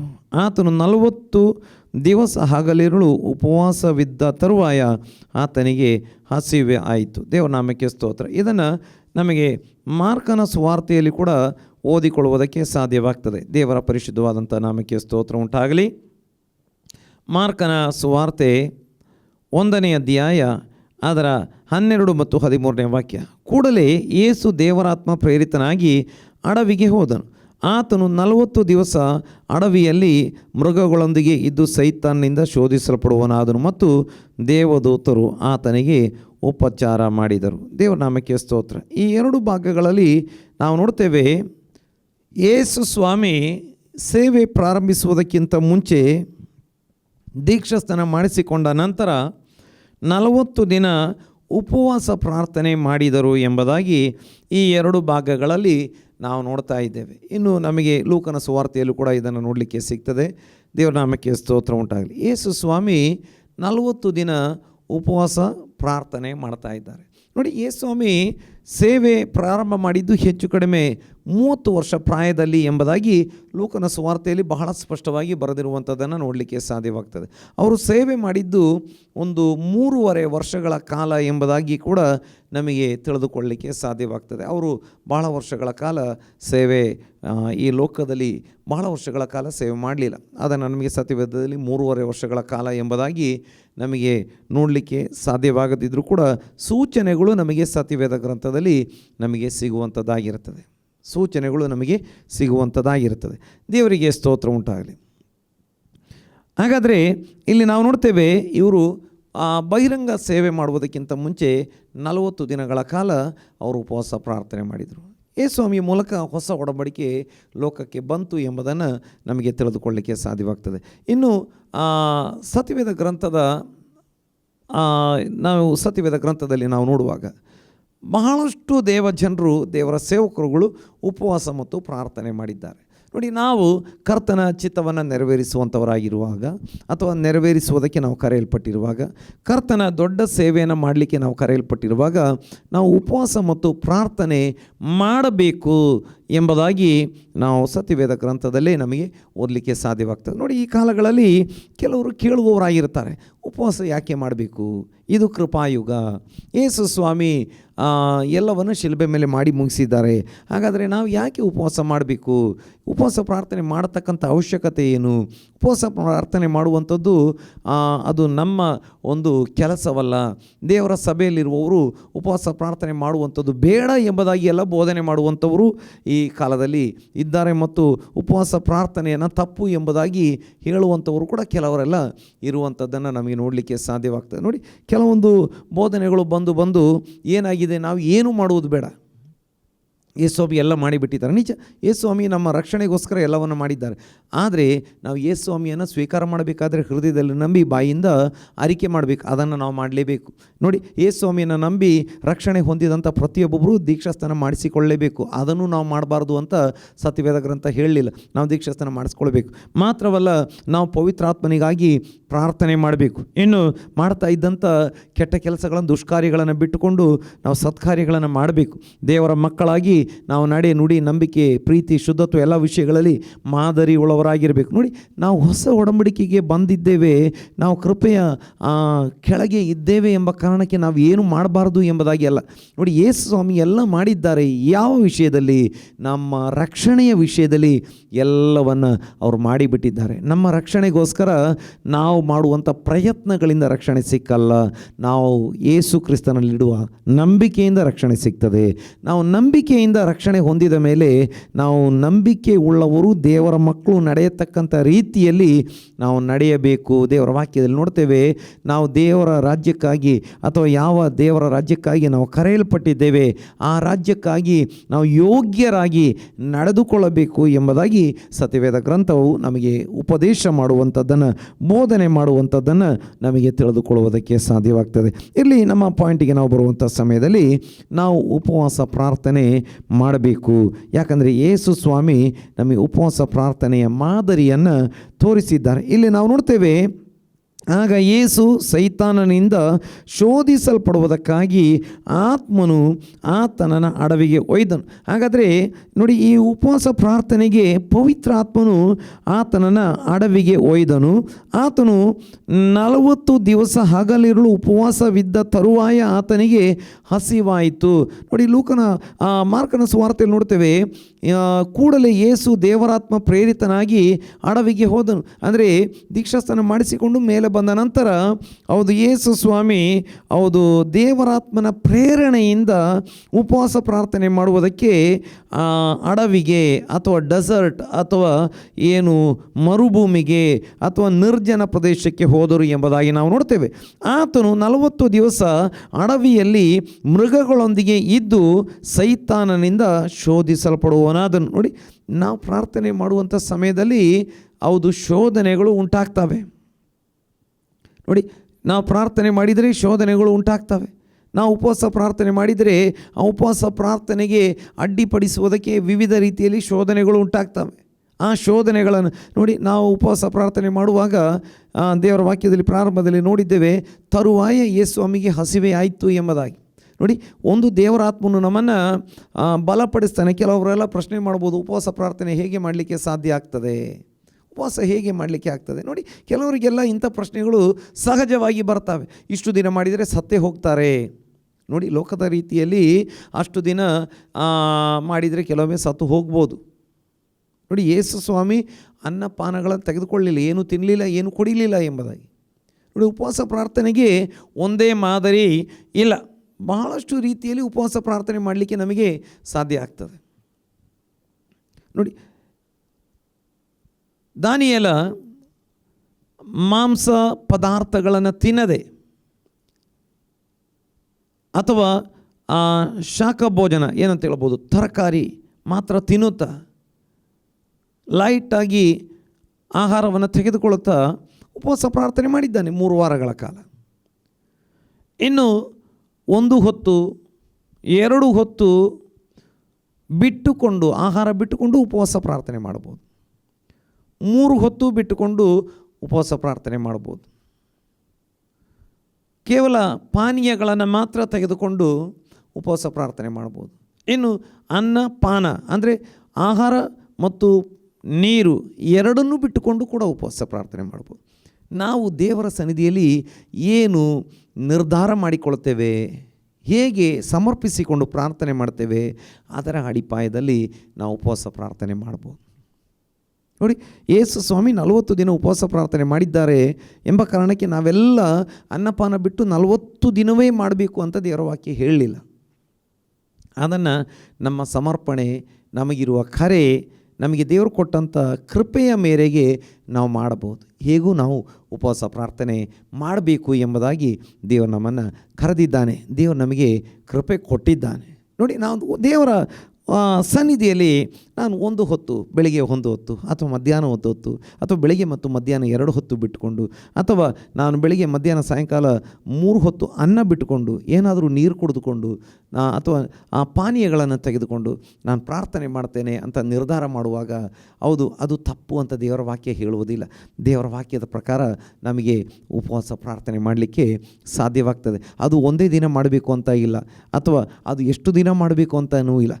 3 ದಿನ ಮಾಡ್ಬೋದು, 5 ದಿನನೂ ಮಾಡ್ಬೋದು, 7 ದಿನ ಮಾಡ್ಬೋದು, 10 ದಿನ ಮಾಡ್ಬೋದು, 20, 21 ದಿನ, 40 ದಿನ ಎಲ್ಲ ಮಾಡ್ಬೋದು. ದೇವರು ನಮಗೆ ಕೊಟ್ಟಂಥ ಪ್ರೇರಣೆಯ ಪ್ರಕಾರ, ದೇವರು ಕೊಟ್ಟಂಥ ಕೃಪೆಯ ಪ್ರಕಾರ ನಾವು ಪ್ರಾರ್ಥನೆ ಮಾಡ್ಬೋದು. ಯಾಕೆ ಮಾಡಬೇಕು, ಹೇಗೆ ಮಾಡಬೇಕು, ಈ ವಿಷಯಗಳನ್ನೆಲ್ಲ ಇನ್ನೂ ಕೂಡ ನಮಗೆ ಡಿಟೇಲ್ ಆಗಿ ಸತ್ಯವೇದ ಗ್ರಂಥದಿಂದ ಓದಲಿಕ್ಕೂ ತಿಳಿದುಕೊಳ್ಳಿಕ್ಕೂ ನಮಗೆ ಸಾಧ್ಯವಾಗ್ತದೆ. ನನ್ನ ಪ್ರೀತಿಯ ಸಹೋದರ ಸಹೋದರಿಯರೇ, ಇಲ್ಲಿ ಯೇಸು ಸ್ವಾಮಿ ಇವರು 40 ದಿನ ಉಪವಾಸ ಪ್ರಾರ್ಥನೆ ಮಾಡ್ತಾ ಇದ್ದಾರೆ. ಮತ್ತು ಆ 40 ದಿನ ಉಪವಾಸ ಪ್ರಾರ್ಥನೆಗೆ ಅವ್ರನ್ನ ನಡೆಸಿದ್ದು ದೇವರ ಪವಿತ್ರಾತ್ಮ. ನೋಡಿ, ಈ ಉಪವಾಸ ಪ್ರಾರ್ಥನೆ ಮಧ್ಯದಲ್ಲಿ ಅನೇಕ ಶೋಧನೆಗಳು ಅವರಿಗೆ ಬಂತು. ಸೈತಾನನಿಂದ ಶೋಧಿಸಲ್ಪಟ್ಟನು ಎಂಬುದಾಗಿ. ಇನ್ನು ಇದು ಮುಗಿದ ಮೇಲೆ ಕೂಡ ದೊಡ್ಡ ಶೋಧನೆಗಳು ಯೇಸು ಸ್ವಾಮಿಗೆ ಬಂತು ಎಂಬುದಾಗಿ ನಾವು ನೋಡ್ತೇವೆ. ನೋಡಿ, ಉಪವಾಸ ಪ್ರಾರ್ಥನೆ ಮುಗಿದ ಮೇಲೆ ಸೈತನ ಹತ್ತಿರ ಬಂದುಕೊಂಡು ಕೇಳ್ತಾ ಇದ್ದಾನೆ, ಓ, ನೀನು ದೇವಕುಮಾರನಾಗಿದ್ದೀಯಲ್ಲ, ಹಾಗಾದರೆ ಈ ಕಲ್ಲುಗಳನ್ನು ರೊಟ್ಟಿ ಮಾಡಿ ತಿಂದುಬಿಡು ಎಂಬುದಾಗಿ. ಆಗ ಯೇಸು ಸ್ವಾಮಿ ದೇವರ ವಾಕ್ಯದಿಂದ ಉತ್ತರ ಕೊಡ್ತಾ ಇದ್ದಾರೆ. ನೋಡಿ, ಸೈತಾನ ಕೂಡ ಹತ್ತಿರ ಬಂದು ದೇವರ ವಾಕ್ಯದ ಮೂಲಕವೇ ನಮ್ಮನ್ನು ಕನ್ಫ್ಯೂಷನ್ ಮಾಡಲಿಕ್ಕೆ ನೋಡ್ತಾನೆ, ಅಥವಾ ನಮಗೆ ಗಲಿಬಿಲಿ ಗೊಂದಲಗಳನ್ನು ತರಲಿಕ್ಕೆ ನೋಡುವತ್ತನಾಗಿದ್ದಾನೆ. ಆದರೆ ಹೌದು, ನಾವು ದೇವರ ಸನ್ನಿಧಿಯಲ್ಲಿ ಕುಳಿತುಕೊಂಡು ದೇವರ ವಾಕ್ಯ ಓದಿ ಪ್ರಾರ್ಥನೆ ಮಾಡುವಾಗ, ಹೌದು, ದೇವರ ವಾಕ್ಯದ ಮೂಲಕವೇ ನಮಗೆ ಸೈತಾನನ್ನು ಜಯಿಸಲಿಕ್ಕೆ ಸಾಧ್ಯವಾಗ್ತದೆ. ದೇವರ ಪರಿಶುದ್ಧವಾದಂಥ ನಾಮಕ್ಕೆ ಸ್ತೋತ್ರ ಉಂಟಾಗಲಿ. ನೋಡಿ, ಯೇಸು ಸ್ವಾಮಿ ಉತ್ತರ ಕೊಡ್ತಿದ್ದಾರೆ, ಮನುಷ್ಯನು ರೊಟ್ಟಿ ತಿಂದ ಮಾತ್ರದಿಂದ ಬದುಕುವುದಿಲ್ಲ, ದೇವರ ಬಾಯಿಂದ ಹೊರಡುವಂಥ ಪ್ರತಿಯೊಂದು ಮಾತಿನಿಂದಲೂ ಬದುಕುವನು ಎಂಬುದಾಗಿ. ನಂತರ ಸೈತಾನ ಶೋಧನೆ ಮಾಡ್ತಾ ಇದ್ದಾನೆ. ದೇವಾಲಯದ ಆ ಶಿಖರಕ್ಕೆ ಅಥವಾ ಆ ಒಂದು ಗೋಪುರದ ಶಿಖರಕ್ಕೆ ಒಯ್ದು ನೀನು ಕೆಳಗೆ ಧುಮುಕು, ದೇವದೂತರು ನಿನ್ನನ್ನು ಕರಗಳಲ್ಲಿ ಎತ್ತಿಕೊಳ್ಳುವರು ಅಂತ ಬರೆದಿದೆ 91ನೇ ಕೀರ್ತನೆಯಲ್ಲಿ. ನೋಡಿ, ಅದನ್ನು ಅವನು ತಿರುಚಿ ಹೇಳ್ತಾನೆ, ಅಥವಾ ಬೇರೆ ಬೇರೆ ರೀತಿಯಲ್ಲಿ ಅದನ್ನು ದುರ್ಬಳಕೆ ಮಾಡ್ತಾ ಇದ್ದಾನೆ. ಈಗ ಯೇಸು ಸ್ವಾಮಿ ಹೇಳ್ತಿದ್ದಾರೆ, ನಿನ್ನ ದೇವರಾಗಿರೋ ಕರ್ತನನ್ನು ಪರೀಕ್ಷಿಸಬಾರದು ಅಂತ ಕೂಡ ಬರೆದಿದೆ ಎಂಬುದಾಗಿ. ಅಂದರೆ ಧುಮುಕು, ದೇವರು ನಿನ್ನನ್ನು ಹಿಡಿದುಕೊಳ್ತಾರಲ್ಲ, ಒಮ್ಮೆ ಟೆಸ್ಟ್ ಮಾಡಿ ನೋಡು, ನಿಜವಾಗಿ ದೇವರು ಹಿಡಿದುಕೊಳ್ತಾರ ಅಥವಾ ದೇವದೂತರ ಮೂಲಕ ಹಿಡಿದುಕೊಳ್ತಾರ. ಅಂದರೆ ದೇವರನ್ನು ಸಂಶಯಿಸುವುದಕ್ಕೆ, ಡೌಟ್ ಮಾಡುವುದಕ್ಕೆ ಅವನು ಪ್ರೇರಣೆ ಮಾಡ್ತಾ ಇದ್ದಾನೆ. ಆದರೆ ಯೇಸು ಸ್ವಾಮಿ ಹೇಳ್ತಿದ್ದೆ, ನಿನ್ನ ದೇವರಾಗಿರೋ ಕರ್ತನನ್ನು ಪರೀಕ್ಷಿಸಬಾರದು ಅಂತ ಕೂಡ ಬರೆದಿದೆ. ನಾನು ಧುಮುಕುವಂಥ ಪರಿಸ್ಥಿತಿ ಬಂದರೆ ದೇವರು ಹಿಡಿದುಕೊಳ್ತಾನೆ. ಆದರೆ ನಾನು ದೇವರು ಹಿಡಿದುಕೊಳ್ತಾನ ಅಂತ ನೋಡಲಿಕ್ಕೆ ನಾನು ಹಾರಿದರೆ ಅದು ನಾನು ದೇವರನ್ನು ಸಂಶಯಿಸುವಾತನಾಗಿದ್ದಾನೆ, ಡೌಟ್ ಮಾಡುವಂತನಾಗಿದ್ದಾನೆ. ಅಂದರೆ ದೇವರು ಹಿಡಿದುಕೊಳ್ತಾರ, ನಿಜವಾಗಿ ದೇವರು ಸತ್ಯವಂತನ, ದೇವರು ಹೇಳಿದ್ದು ನೆರವೇರಿಸ್ತಾರ, ನನ್ನಲ್ಲಿ ಡೌಟ್ ಬಂದ ಹಾಗೆ ಆಗ್ತದೆ. ಯೇಸು ಸ್ವಾಮಿ ಹೇಳ್ತಾರೆ, ನಿನ್ನ ದೇವರಾಗಿರೋ ಕರ್ತನನ್ನು ಪರೀಕ್ಷಿಸಬಾರ್ದು ಅಂತ ಬರೆದಿದೆ. ಮತ್ತೆ ಸೈತಾನ ನೋಡಿ ಶೋಧನೆ ಮಾಡ್ತಾನೆ. ಏನು ಶೋಧನೆ ಮಾಡ್ತಾನೆ? ಲೋಕವನ್ನೆಲ್ಲ ತೋರಿಸಿ ಹೇಳ್ತಾನೆ, ನೀನು ಒಂದು ಸಲ ಅಡ್ಡ ಬಿದ್ದರೆ ಎಲ್ಲ ನಿನಗೆ ಕೊಡ್ತೇನೆ. ಯೇಸು ಸ್ವಾಮಿ ಹೇಳ್ತಾನೆ, ನಿನ್ನ ದೇವರಾಗಿರೋ ಕರ್ತನಿಗೆ ಮಾತ್ರ ಅಡ್ಡ ಬಿದ್ದು ಆರಾಧನೆ ಮಾಡಬೇಕು ಅಂತ ಬರೆದಿದೆ, ತೊಲಗು ಸೈತಾನ ಅಂತ. ನನ್ನ ಪ್ರೀತಿಯ ಸಹೋದರ ಸಹೋದರಿಯರೇ, ಉಪವಾಸ ಪ್ರಾರ್ಥನೆ ಮೂಲಕ ಸೈತಾನ ಶೋಧನೆಗಳು ಬರ್ತವೆ. ದೇವರಾತ್ಮನೇ ನಮ್ಮನ್ನು ನಡೆಸ್ತಾನೆ, ಸೈತಾನ ಶೋಧನೆಗಳು ಬರ್ತವೆ. ಆದರೆ ದೇವರಾತ್ಮನು ಆ ಸೈತಾನ ಶೋಧನೆಗಳನ್ನು ಜಯಿಸುವುದಕ್ಕೆ ನಮಗೆ ಬಲ ಕೊಡುವಾತನಾಗಿದ್ದಾನೆ. ನೋಡಿ, ಯೇಸು ಸ್ವಾಮಿ 3.5 ವರ್ಷಗಳ ಕಾಲದ ಆ ಒಂದು ಸೇವೆಗೋಸ್ಕರ 40 ದಿನ ಉಪವಾಸ ಪ್ರಾರ್ಥನೆ ಮಾಡಿ ಆ ದೇವರ ಸನ್ನಿಧಿಯಲ್ಲಿ ಅವರು ಏನು ಮಾಡ್ತಾ ಇದ್ದಾರೆ? ಬಲಗೊಳ್ತಾ ಇದ್ದಾರೆ. ನೋಡಿ, ಅವರು ದೇವರೇ ಮನುಷ್ಯನಾಗಿ ಭೂಮಿಗೆ ಬಂದವರು, ಅವರು ಉಪವಾಸ ಪ್ರಾರ್ಥನೆ ಮಾಡಿದ್ದಾರೆ. ನೋಡಿ, ಪವಿತ್ರಾತ್ಮನ ಮೂಲಕವೇ ಹುಟ್ಟಿದವರು, ದೇವರ ವಾಗ್ದಾನವಾಗಿ ಇದ್ದಂಥ ಮೆಸ್ಸಿಯನು, ಲೋಕರಕ್ಷಕನು, ದೇವರು ಈಗ ಮನುಷ್ಯನಾಗಿ ಭೂಮಿಗೆ ಬಂದಿದ್ದಾರೆ. ಕರ್ತನಾಗಿರುವ ಕ್ರಿಸ್ತನು ಮನುಷ್ಯರಾಗಿ ಭೂಮಿಗೆ ಬಂದಿದ್ದಾರೆ. ಅವರೇ 40 ದಿನಗಳ ಕಾಲ ಉಪವಾಸ ಮತ್ತು ಪ್ರಾರ್ಥನೆ ಮಾಡ್ತಾ ಇದ್ದಾರೆ ಎಂಬುದನ್ನು ನಮಗೆ ನೋಡಲಿಕ್ಕೆ ಸಾಧ್ಯವಾಗ್ತದೆ. ದೇವರ ಪರಿಶುದ್ಧವಾದಂಥ ನಾಮಕ್ಕೆ ಸ್ತೋತ್ರ ಉಂಟಾಗಲಿ. ನಮಗೆ ಹಳೆ ಒಡಂಬಡಿಕೆಯನ್ನು ಕೊಡುವುದಕ್ಕೆ ದೇವರು ಉಪಯೋಗಿಸಿದ್ದು ಮೋಶೆಯನ್ನು ಎಂಬುದಾಗಿ ನಮಗೆ ನೋಡಲಿಕ್ಕೆ ಸಾಧ್ಯವಾಗ್ತದೆ. ಅಥವಾ ಹಳೆ ಒಡಂಬಡಿಕೆಯ ಮಧ್ಯಸ್ಥನು ಮೋಶೆ ಎಂಬುದಾಗಿ, ಹೊಸ ಒಡಂಬಡಿಕೆಯ ಮಧ್ಯಸ್ಥನು ಯೇಸು ಸ್ವಾಮಿ ಎಂಬುದಾಗಿ ನಮಗೆ ನೋಡಲಿಕ್ಕೆ ಸಾಧ್ಯವಾಗ್ತದೆ. ನೋಡಿ, ಆ ಹಳೆ ಒಡಂಬಡಿಕೆಯನ್ನು ಕೊಡುವುದಕ್ಕೆ ದೇವರು ಉಪಯೋಗಿಸಿದಂಥ ಮೋಶೆಯ ಬಗ್ಗೆ ನಾವು ನೋಡುವಾಗ ಧರ್ಮೋಪದೇಶ ಕಾಂಡ ಅದರ 9ನೇ ವಾಕ್ಯ ಮತ್ತು 18ನೇ ವಾಕ್ಯಗಳಲ್ಲಿ ನಾವು ನೋಡ್ತೇವೆ. 9ನೇ ಅಧ್ಯಾಯ 9ನೇ ವಾಕ್ಯವನ್ನು ಓದಿಕೊಳ್ಳುವಾಗ, ಯೆಹೋವನು ನಿಮ್ಮ ಸಂಗಡ ಮಾಡಿದ ನಿಬಂಧನೆಯನ್ನು ಬರೆದ ಆ ಕಲ್ಲಿನ ಹಲಿಗೆಗಳನ್ನು ತೆಗೆದುಕೊಳ್ಳುವುದಕ್ಕೆ ನಾನು ಬೆಟ್ಟವನ್ನು ಹತ್ತಿದ್ದಾಗ ನಾನು ಅನ್ನಪಾನಗಳನ್ನು ಬಿಟ್ಟು ಹಗಲಿರುಳು 40 ದಿನ ಆ ಬೆಟ್ಟದಲ್ಲಿದ್ದೆನು. ನೋಡಿ, ದೇವರು ಮೋಶೆಗೆ ಬೆಟ್ಟವನ್ನು ಏರಿ ಬಾ ಅಂತ ಹೇಳಿದರು. ಆಗ ಆ್ಯಕ್ಚುಲಿ ಮೋಶೆಗೆ ಗೊತ್ತಿಲ್ಲ, ನಾನು 40 ದಿನ ಅಲ್ಲಿ ಇರ್ತೇನೆ, ಉಪವಾಸ ಮಾಡ್ತೇನೆ, ಅನ್ನಪಾನ ಇಲ್ಲ ಎಂಬುದು ಆತನಿಗೆ ಗೊತ್ತಿರಲಿಲ್ಲ. ಆದರೆ ಬೆಟ್ಟವನ್ನು ಏರಿದ ಮೇಲೆ ಆತ 40 ದಿನ ಅಲ್ಲಿ ಇದ್ದನು ಎಂಬುದಾಗಿ ಅಲ್ಲಿ ಅದನ್ನು ಆತನೇ ಹೇಳ್ತಿದ್ದಾನೆ. ಅನ್ನಪಾನ ಇಲ್ಲದೇ ಇದ್ದೇನು. ದೇವರ ಸನ್ನಿಧಿಯಲ್ಲಿ ಅನ್ನಪಾನ ಇಲ್ಲದಿದ್ದರೂ ಕೂಡ ಆತನೇನು ಬಲಹೀನನಾಗಲಿಲ್ಲ, ಆತ ಏನು ಸತ್ತು ಹೋಗಲಿಲ್ಲ, ಆತ ನಡೀಲಿಕ್ಕೆ ಆಗದಂಥ ಒಂದು ವೀಕ್ನೆಸ್ ಅಥವಾ ಒಂದು ನಿತ್ರಾಣಿಯಾಗಿ ಆತ ಮಾರ್ಪಡಲಿಲ್ಲ. ಆದರೆ ಆತ ಬೆಟ್ಟದಿಂದ ಇಳಿದು ಬಂದಾಗ ಆತನ ಮುಖ ಪ್ರಕಾಶಗೊಂಡಿತ್ತು ಎಂಬುದಾಗಿ ಆತನಿಗೆ ದೇವರು ದಶಾಜ್ಞೆಗಳನ್ನು ಕಲ್ಲಿನ ಹಲಿಗೆಗಳಲ್ಲಿ ಬರೆದು ಕೊಟ್ಟಿದ್ರು. ಈ 40 ದಿನ ಆತ ದೇವರೊಂದಿಗೆ ಆತನೊಂದಿಗೆ ಮಾತಾಡ್ತಾ ಇದ್ದರು ಎಂಬುದಾಗಿ, ಇಡೀ 40 ದಿನ ಎಂಬುದಾಗಿ ಅಲ್ಲಿ ಪ್ರಾರಂಭದಲ್ಲಿ ನಾವು ನೋಡ್ತಾ ಇಲ್ಲ.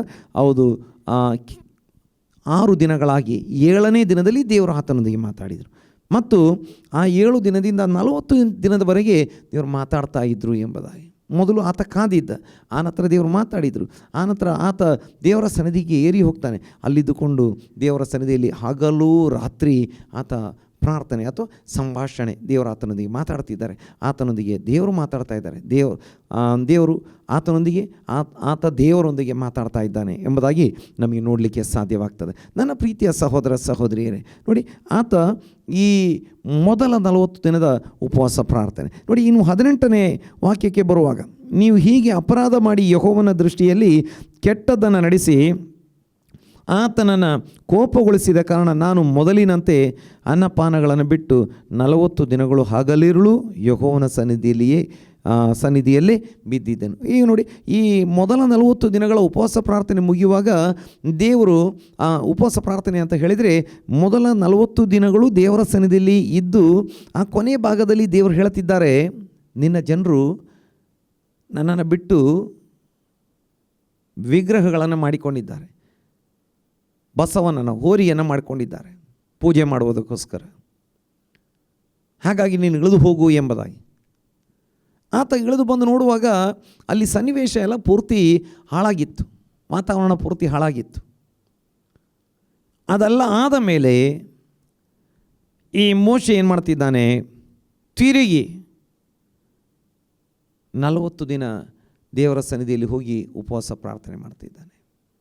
ನೋಡಿ, ದೇವ, ಈ ಜನರನ್ನು ಶಿಕ್ಷಿಸಬೇಡ, ಈ ಜನರನ್ನು ಹಾಳು ಮಾಡಬೇಡ, ಈ ಜನರ ಮೇಲೆ ಕನಿಕರ ತೋರಿಸು, ಈ ಜನರನ್ನು ಕಾಪಾಡು, ಈ ಜನರು ಸತ್ತು ಹೋಗಬಾರದು, ಶಿಕ್ಷಿಸಲ್ಪಡಬಾರದು.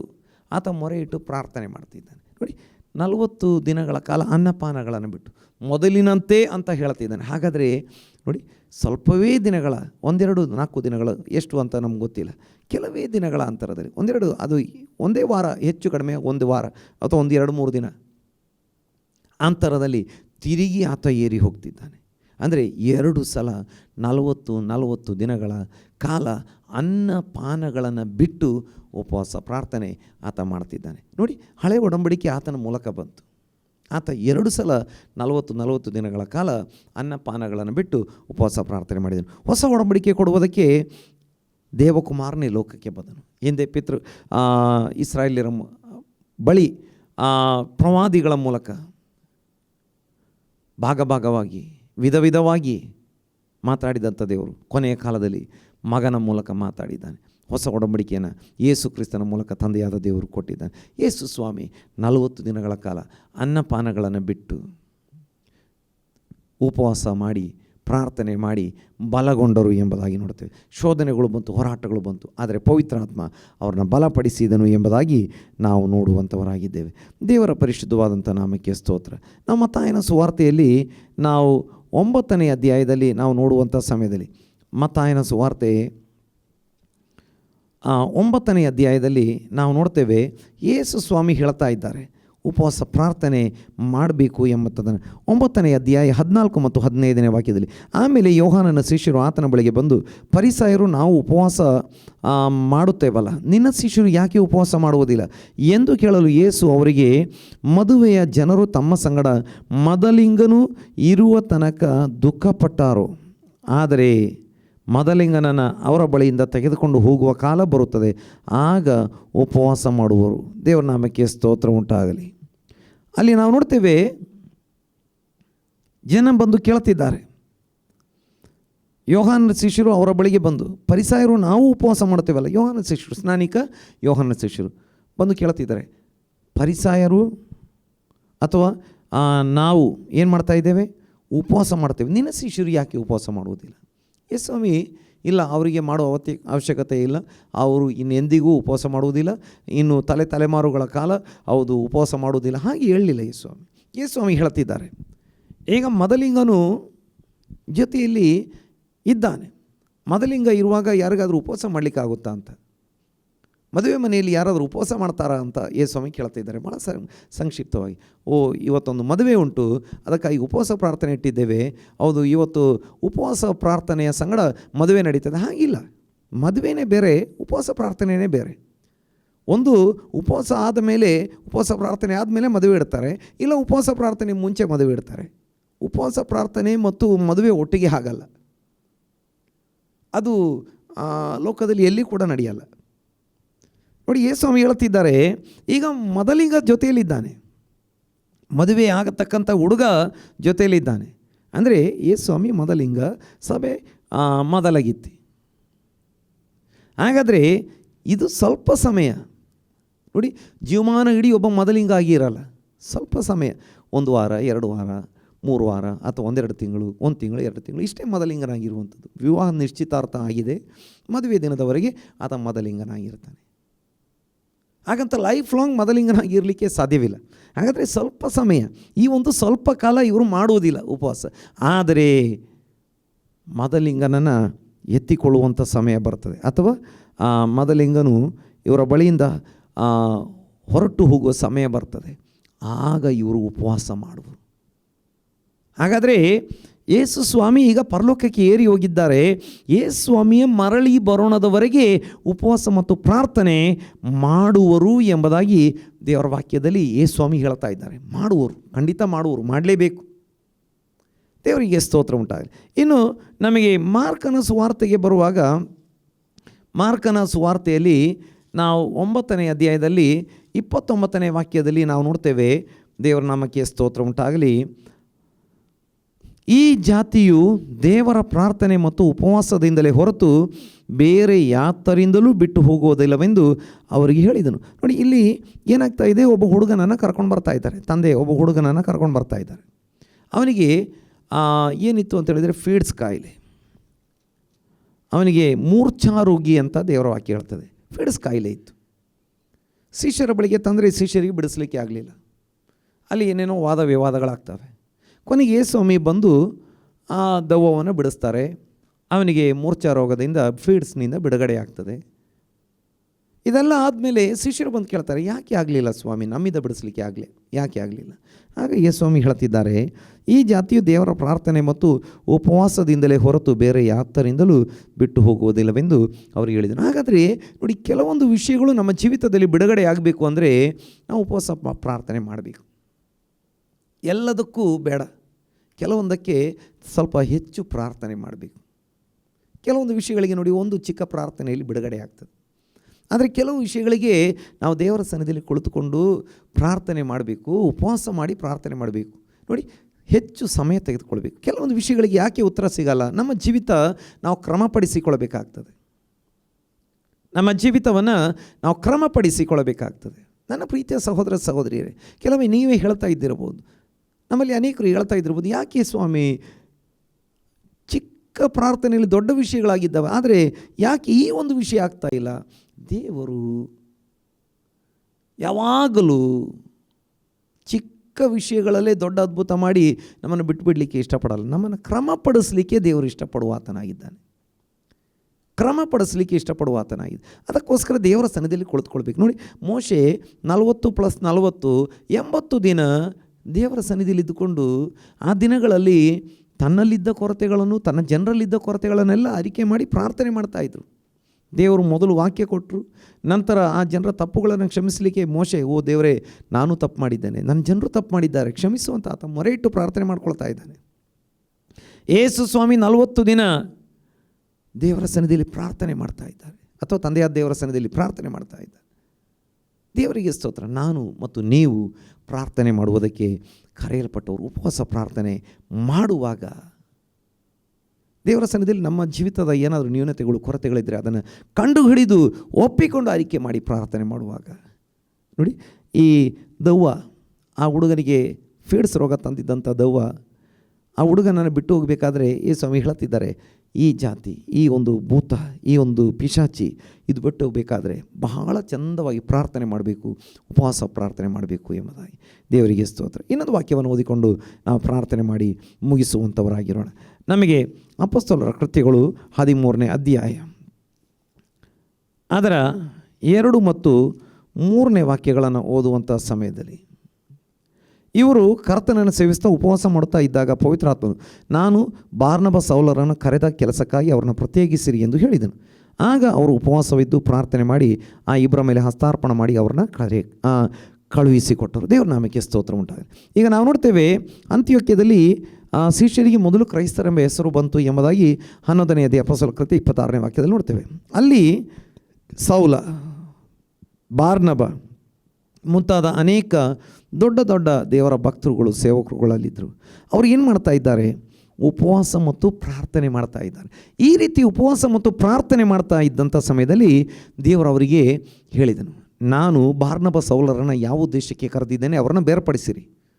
ಆಗ ಅವ್ರು ಏನು ಮಾಡ್ತಿದ್ದಾರೆ? ತಿರುಗಿ ಉಪವಾಸ ಪ್ರಾರ್ಥನೆ ಮಾಡಿ ಅವ್ರನ್ನ ಹಸ್ತಾರ್ಪಣೆ ಮಾಡಿ ಅವ್ರನ್ನ ಕಳಿಸಿಕೊಡ್ತಾ ಇದ್ದಾರೆ. ನೋಡಿ, ಇದು ಕ್ರಿಸ್ತನ ಸೇವಕರು, ಅಪೊಸ್ತಲರಾಗಿದ್ದಂಥವರು ಮಾಡಿದಂಥ ಉಪವಾಸ ಪ್ರಾರ್ಥನೆ. ಅವರು ಒಂದೇ ಸಲ ಉಪವಾಸ ಪ್ರಾರ್ಥನೆ ಮಾಡಿ ಬಿಟ್ಟು ಬಿಡಲಿಲ್ಲ, ಅವರು ಉಪವಾಸ ಮಾಡ್ತಾನೇ ಇದ್ದರು. ಆಗ ದೇವರ ಆತ್ಮನ ಶಬ್ದ ಅವರಿಗೆ ಕೇಳಿಸಿತು, ಬಾರ್ನಬ ಸೌಲರನ್ನು ಬೇರ್ಪಡಿಸಿರಿ, ಸಾಕು, ಇಷ್ಟು ದಿನ ಇಲ್ಲಿದ್ದುಕೊಂಡು ಅವರು ಉಪವಾಸ ಪ್ರಾರ್ಥನೆಯನ್ನು ಮಾಡಿದ್ದಾರೆ, ಅವ್ರನ್ನ ನಾನು ಬೇರೆ ಬೇರೆ ಸ್ಥಳಗಳಿಗೆ ಸೇವೆಗೆ ಕಳಿಸ್ತೇನೆ, ಅಪೊಸ್ತಲರಾಗಿ ಕಳಿಸ್ತೇನೆ. ಆಗ ತಕ್ಷಣವೇ ಆಯಿತು, ಹೊರಟು ಹೋಗಿ ಅಂತ ಹೇಳದೆ ಮತ್ತೆ ಉಪವಾಸ ಪ್ರಾರ್ಥನೆ ಮಾಡಿ ಅವ್ರನ್ನ ಕಳಿಸಿದರು. ಹಾಗಾದರೆ ಉಪವಾಸ ಪ್ರಾರ್ಥನೆ ಏನು ಮಾಡ್ತದೆ? ದೊಡ್ಡ ಕಾರ್ಯಗಳನ್ನು ಮಾಡ್ತದೆ. ಇದು ದೇವರ ಚಿತ್ತ. ಕೆಲವೊಂದು ವಿಷಯಗಳಲ್ಲಿ ಬಿಡುಗಡೆ ಆಗಬೇಕು ಅಂದರೆ ಉಪವಾಸ ಮತ್ತು ಪ್ರಾರ್ಥನೆ ಮಾಡಬೇಕು. ಸ್ವತಃ ಯೇಸುಸ್ವಾಮಿ ಮಾಡಿದ್ದಾರೆ, ಅಪೊಸ್ತಲರು ಮಾಡಿದ್ದಾರೆ. ಇವತ್ತು ನಾನು ಮತ್ತು ನೀವು ಉಪವಾಸ ಪ್ರಾರ್ಥನೆ ಮಾಡಬೇಕು. ನಾವು ಉಪವಾಸ ಪ್ರಾರ್ಥನೆ ಮಾಡುವಾಗ ಸಾಧಾರಣ ನಡೆಯದೇ ಇರುವಂಥ ಕಾರ್ಯಗಳನ್ನೆಲ್ಲ ಉಪವಾಸ ಪ್ರಾರ್ಥನೆ ಮೂಲಕ ದೇವರ ಅದ್ಭುತವಾಗಿ ನಮ್ಮ ಜೀವಿತದಲ್ಲಿ ಮಾಡಿಕೊಡುವಾತನಾಗಿದ್ದಾನೆ. ಹಾಗಾಗಿ ದೇವರ ಕರಗಳಲ್ಲಿ ಒಪ್ಪಿಸೋಣ. ದೇವರ ಪ್ರತಿಯೊಬ್ಬರನ್ನು ಈ ವಾಕ್ಯಗಳ ಮೂಲಕ ಆಶೀರ್ವದಿಸಲಿ. ನಾವು ದೇವರ ಸನ್ನಿಧಿಯಲ್ಲಿ ಪ್ರಾರ್ಥನೆ ಮಾಡೋಣ. ಮಹಾಪರಿಶುದ್ಧನಾಗಿರುವಂಥ ನಮ್ಮ ಪರಲೋಕದ ತಂದೆಯಾಗಿರೋ ದೇವರೇ, ಈ ಒಳ್ಳೆಯ ಸಮಯಕ್ಕಾಗಿ ನಿನಗೆ ಸ್ತೋತ್ರ. ಈ ದಿನ ನಿನ್ನ ಪರಿಶುದ್ಧ ಪಾದಗಳ ಬಳಿಯಲ್ಲಿದ್ದುಕೊಂಡು ನಿನ್ನನ್ನು ಹಾಡುವಂತೆ, ಸ್ತುತಿಸುವಂತೆ, ಕೊಂಡಾಡುವಂತೆ, ಪ್ರಾರ್ಥಿಸುವಂತೆ ಮಾತ್ರವಲ್ಲ, ನಿನ್ನ ವಾಕ್ಯವನ್ನು, ಹೌದು, ಉಪವಾಸ ಪ್ರಾರ್ಥನೆಯ ಬಗ್ಗೆ ನಿನ್ನ ವಾಕ್ಯವನ್ನು ಕೇಳುವಂತೆ ಸಹಾಯ ಮಾಡಿದ್ದಿ.